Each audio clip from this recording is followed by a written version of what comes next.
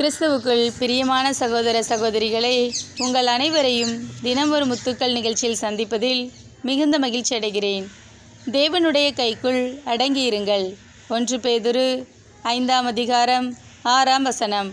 கடவுளுடைய வல்லமைமிக்க கரத்தின் கீழ் உங்களை தாழ்த்துங்கள், அப்பொழுது அவர் ஏற்ற காலத்தில் உங்களை உயர்த்துவார். பிரியமானவர்களே, இறைவன் தம்முடைய பலத்த கரத்தினால் இஸ்ராயேல் மக்களை எகிப்தின் அடிமைத்தனத்திலிருந்து விடுதலை செய்தார்.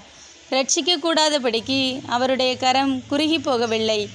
வாழ்வின் எந்த சூழலிலும் தம்மை நோக்கி கூப்பிடுகிற யாவரையும் அவர் விடுவிக்க வல்லவராயிருக்கிறார். ஆபத்து காலத்திலே என்னை நோக்கி கூப்பிடு, நான் உன்னை விடுவிப்பேன் என்று கூறுகிறார்.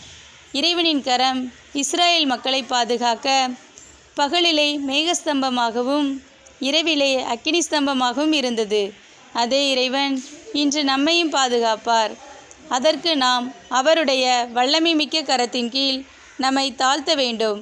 அப்பொழுது அவர் ஏற்ற காலத்தில் நம்மை உயர்த்துவார். நம்மை உயர்த்துவதே அவருடைய நோக்கம். ஒருவேளை இறைவன் உங்களை உயர்த்துவதற்கு வைத்திருக்கும் பாதை கரடுமுரடானதாக இருக்கலாம், அல்லது ஒரு குறிப்பிட்ட காலம் இருக்கலாம். அதற்காக நாம் காத்திருக்க வேண்டும். யோசேப்பு வாழ்க்கையிலே அவர் உயர்த்தப்படுவதற்கு ஏற்ற காலத்திற்கு காத்திருந்தான்.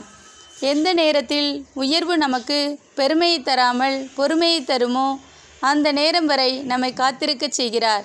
அடங்கியிருப்பது என்பது நமக்கு பிடிக்காத இயல்பு. ஆனால் நம் வாழ்க்கையின் சிக்கல்களை அகற்றுவதற்கு இறைவனின் கரத்திற்குள் நாம் அடங்கியிருக்க வேண்டும். அப்பொழுது அவர் ஏற்ற காலத்தில் நம்மை உயர்த்துவார்.